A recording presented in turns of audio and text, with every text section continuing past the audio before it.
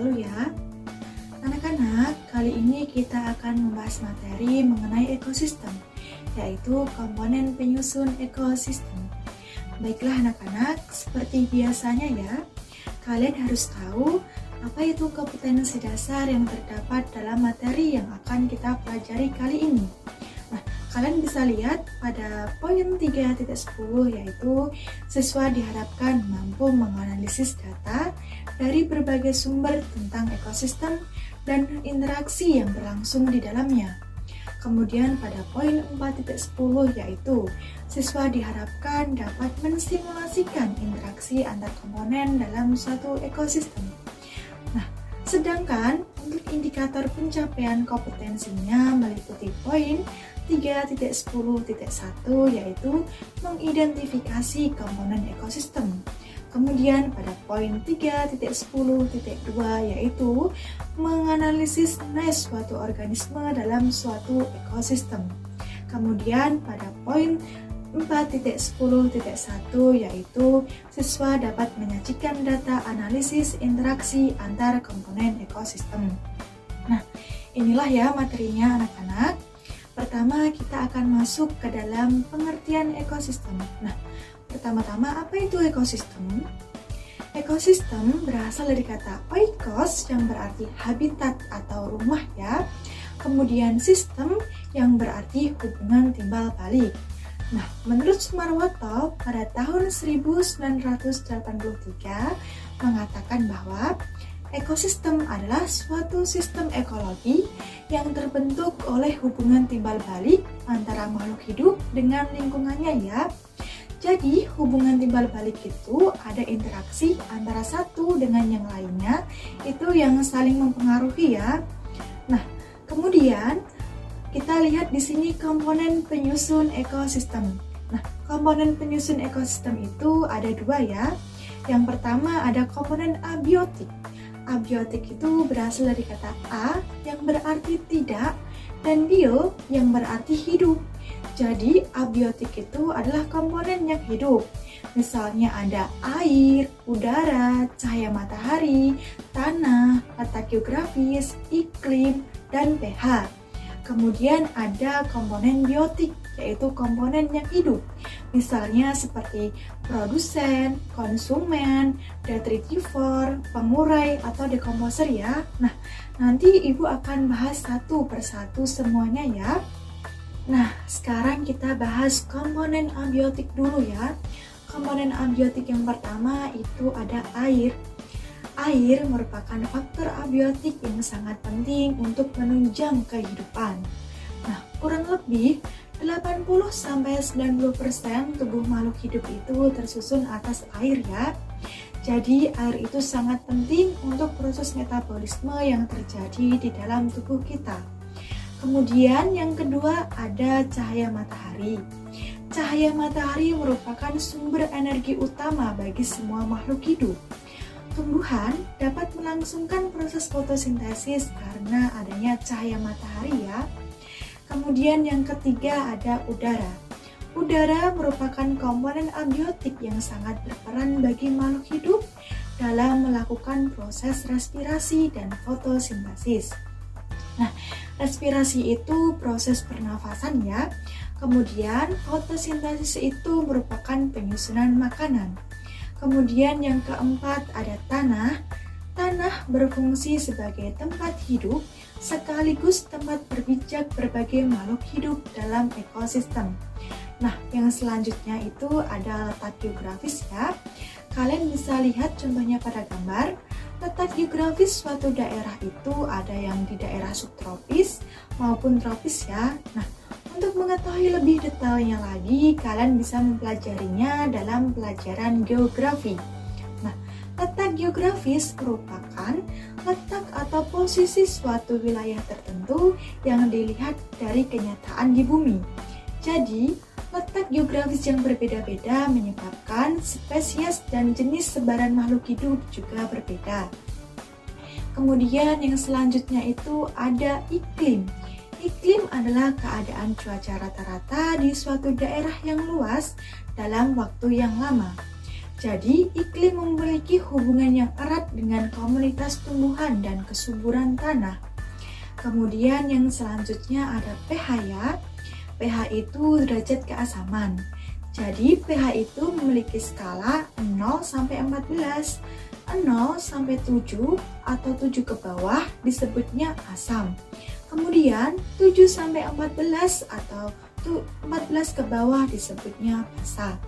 Jadi kalian jangan sampai lupa ya, asam dulu baru basa.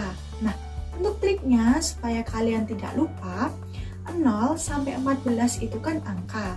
Kemudian huruf abjad itu dimulai dari A dulu baru B kan. Jadi 0 sampai 7 itu tuh A, berarti asam. Kemudian 7 sampai 14 itu B, basa. Jadi B setelah A, basa setelah asam gitu ya. pH sangat mempengaruhi makhluk hidup. Nah, biasanya makhluk hidup memerlukan lingkungan yang memiliki pH yang netral. Selanjutnya kita bahas komponen biotik ya. Komponen biotik yang pertama ada produsen. Produsen merupakan semua organisme yang dapat melakukan sintesis senyawa organik dari zat-zat anorganik, misalnya tumbuhan. Kemudian yang kedua ada konsumen. Konsumen merupakan organisme yang mendapatkan makanan dari organisme lainnya. Misalnya herbivora, pemakan tumbuhan ya, karnivora, pemakan daging, dan omnivora, pemakan tumbuhan maupun daging. Yang ketiga ada detritivor. Detritivor adalah organisme pemakan detritus, yaitu sisa-sisa organisme yang sudah lapuk atau hancur. Misalnya ada cacing tanah, teripang, dan rayap ya. Kemudian yang keempat itu ada decomposer atau pengurai. Merupakan organisme yang menguraikan sampah organik menjadi senyawa zat-zat anorganik. Jadi pengurai itu sangat penting untuk kehidupan ya. Jika tidak ada pengurai, maka organisme yang ada di dunia ini tidak bisa melapuk, sehingga nantinya di dunia ini akan dipenuhi oleh sampah-sampah organisme. Sekarang kita bahas mengenai satuan makhluk hidup penyusun ekosistem ya. Satuan makhluk hidup penyusun ekosistem itu terdiri dari apa saja sih? Yang pertama ada individu. Individu berasal dari bahasa Latin yaitu in, yang berarti tidak, dan dividus yang berarti tidak dapat dibagi. Dalam ekologi, individu merupakan makhluk hidup tunggal yang tidak dapat dibagi. Kemudian yang kedua ada populasi. Populasi juga berasal dari bahasa Latin yaitu populus, yang berarti semua makhluk hidup yang bertempat tinggal pada suatu tempat. Dalam ekosistem, populasi merupakan makhluk hidup yang memiliki spesies yang sama dan menempati daerah tertentu. Kemudian yang ketiga ada komunitas. Komunitas adalah berbagai jenis makhluk hidup yang terdapat di suatu daerah yang sama. Misalnya di lingkungan sekitar tempat tinggal kita, terdapat berbagai jenis populasi yang membentuk satu kesatuan yang disebut dengan komunitas. Kemudian yang selanjutnya ada ekosistem. Ekosistem merupakan kesatuan komunitas dan lingkungan hidupnya yang saling berinteraksi dan membentuk hubungan timbal balik. Nah, berdasarkan proses pembuatannya, ekosistem dibedakan menjadi dua ya. Yang pertama ada ekosistem alami, misalnya hutan, lautan, gunung, itu terjadi berdasarkan ciptaan dari Allah secara langsung ya. Kemudian yang kedua ada ekosistem buatan seperti sawah, kebun, taman. Itu dalam proses pembuatannya terdapat campur tangan manusia dalam pembentukan ekosistem. Kemudian yang selanjutnya ada bioma. Bioma adalah ekosistem yang terbentuk karena adanya perbedaan letak geografis dan astronomis. Misalnya hutan hujan tropis ya. Kemudian setelah bioma ada biosfer. Biosfer adalah keseluruhan ekosistem yang membentuk rangkaian kehidupan di muka bumi. Nah, dari situ dapat kita simpulkan ya, satuan makhluk hidup penyusun ekosistem itu terdiri dari individu. Individu membentuk populasi. Populasi membentuk komunitas, Kemudian komunitas beserta lingkungannya membentuk ekosistem. Kemudian ekosistem dengan skala yang sangat luas membentuk bioma. Kemudian bioma dari berbagai bioma di muka bumi ini membentuk biosfer. Nah, kemudian ini ya contoh macam-macam bioma, ada bioma gurun, bioma savana atau padang rumput, bioma hutan tropis, bioma hutan gugur, bioma taiga yang hanya terdiri dari satu jenis tanaman saja, misalnya kornifera, yaitu tumbuhan yang memiliki bentuk kerucut, misalnya cemara. Kemudian ada bioma tundra, yaitu yang berada di kutub. Nah, sekarang kita akan membahas mengenai relung habitat atau biasa disebut dengan niche atau niche. Pasti kalian sering dengar ya kata habitat. Apa sih habitat itu? Habitat adalah suatu tempat di mana makhluk hidup tinggal dan berkembang biak, di mana makhluk hidup itu berada.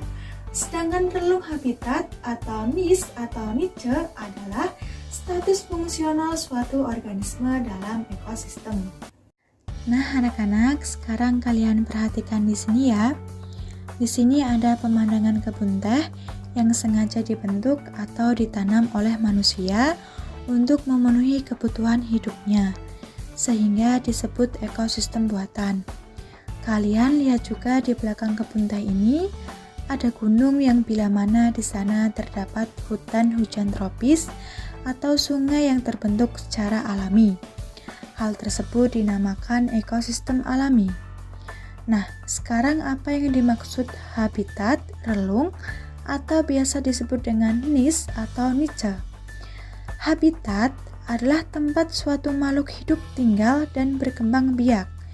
Misalnya, pohon teh ini cocoknya tumbuh di habitat dataran tinggi atau pegunungan ya. Sedangkan relung atau niche adalah status fungsional dari suatu makhluk hidup berdasarkan adaptasi morfologi, anatomi, fisiologi, dan juga perilakunya di tempat hidupnya. Pohon teh ini niche-nya sebagai produsen karena memiliki kemampuan berfotosintesis, yaitu dapat melakukan sintesis senyawa organik dari zat-zat anorganik. Misalnya, di dalam tanah pada kebun teh ini ada cacing tanah.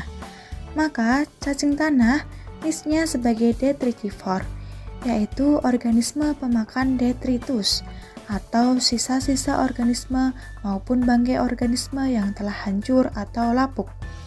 Jadi, pohon teh dan cacing tanah yang ada di kebun teh ini, walaupun habitatnya sama, tapi niche-nya berbeda. Teh sebagai produsen, sedangkan cacing tanah sebagai detritivore.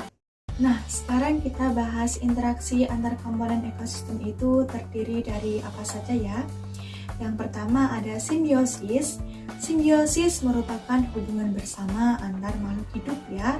Simbiosis itu sendiri dibedakan menjadi 3. Yang pertama ada simbiosis mutualisme, adalah hubungan interaksi antara makhluk hidup yang saling menguntungkan. Contohnya alga dan jamur ya, yang nantinya akan membentuk lumut gerak atau lichen. Kemudian yang kedua ada simbiosis komensalisme, yaitu satu organisme diuntungkan, kemudian organisme lainnya tidak diuntungkan maupun dirugikan. Misalnya anggrek yang menempel pada pohon. Anak-anak, perhatikan baik-baik ya.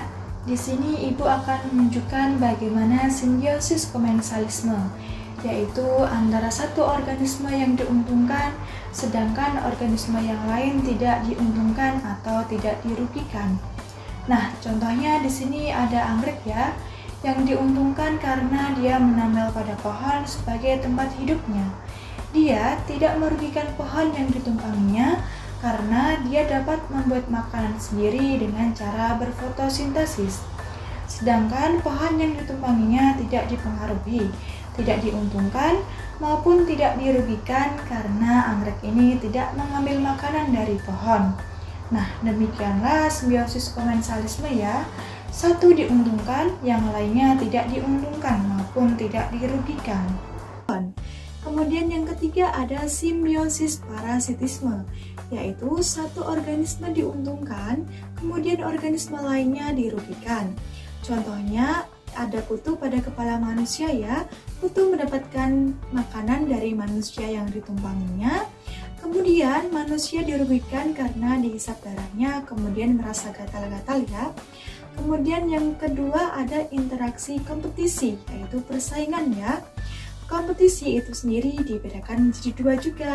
Yang pertama ada kompetisi intraspesifik dan kompetisi interspesifik. Kompetisi interspesifik yaitu pada spesies yang sama.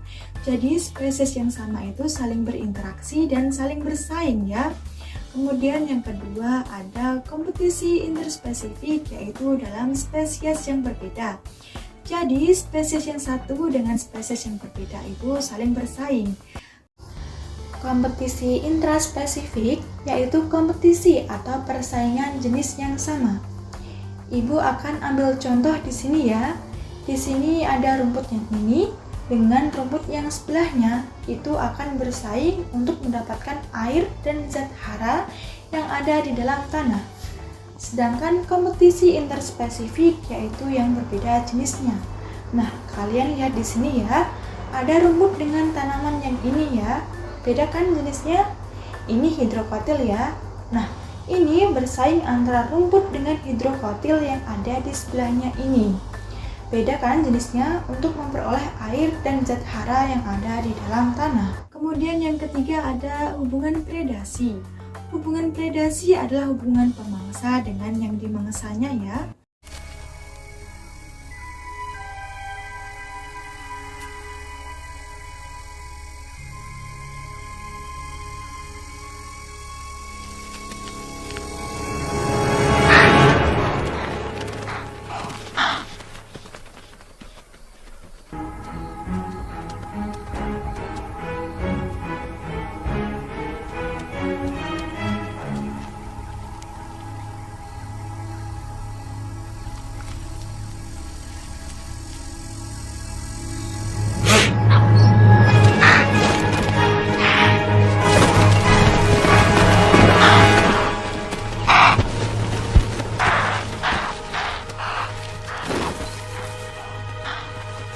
A burst of speed of 65 kilometers an hour, and it's all over in less than 6 seconds.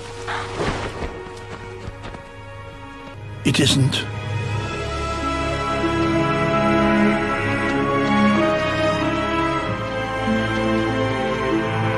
Kemudian itu tadi ya, hubungan predasi antara macan tutul yang memangsa rusa. Anak-anak, demikianlah materi yang sudah disampaikan mengenai komponen penyusun ekosistem. Mudah-mudahan dapat dipahami ya. Kalian bisa ulangi lagi dengan mempelajarinya supaya kalian bisa lebih paham lagi ya. Terima kasih. Wassalamualaikum warahmatullahi wabarakatuh.